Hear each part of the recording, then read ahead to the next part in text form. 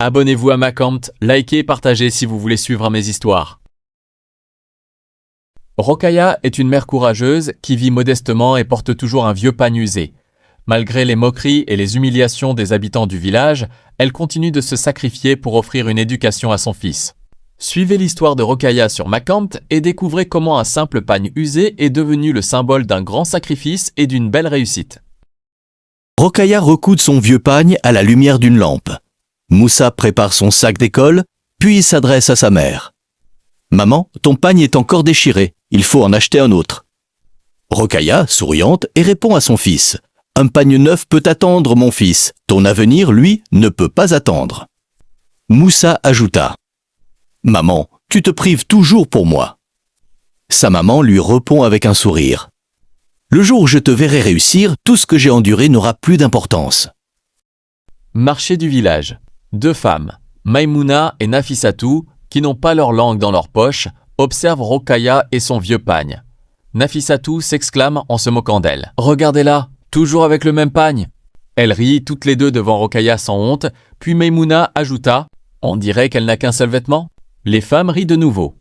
Rokhaya s'approche calmement et leur dit « Oui, j'ai peut-être un seul pagne, mais mon fils, lui, a des rêves que personne ne pourra déchirer. » À ces mots piquants, les femmes se taisent.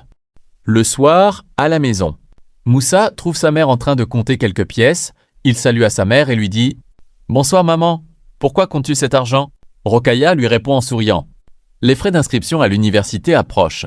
Moussa s'agenouilla devant sa mère et lui dit « Maman, si c'est trop difficile, je peux arrêter mes études. » À ces mots, Rokhaya se lève brusquement et prend les mains de son fils. Elle lui dit « Ne répète jamais cela !»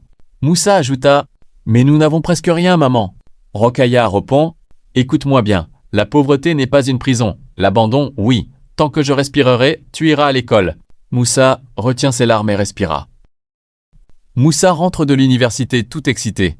Rokhaya prépare le repas. Il rentre dans la cuisine pour parler à sa mère. « Maman ? Oui, mon fils ? J'ai une grande nouvelle. » Rokhaya inquiète, elle se leva. « Qu'est-ce qu'il y a, mon fils ?» Moussa, souriant, s'adressa à sa mère. La date est enfin fixée. Dans 2 semaines, c'est la remise des diplômes. Rokhaya s'immobilise quelques secondes. Elle dit « Déjà ? Oui, maman. Et tu dois être là. » Moi ? Pourquoi ? Parce que cette victoire est aussi la tienne. Rokhaya, toute souriante, « Je viendrai avec mon vieux pagne. Il est propre même s'il est usé. » Non, maman. Cette fois, il te faut un beau boubou. Rokhaya riant et dit « Un beau boubou ? Avec quel argent ?»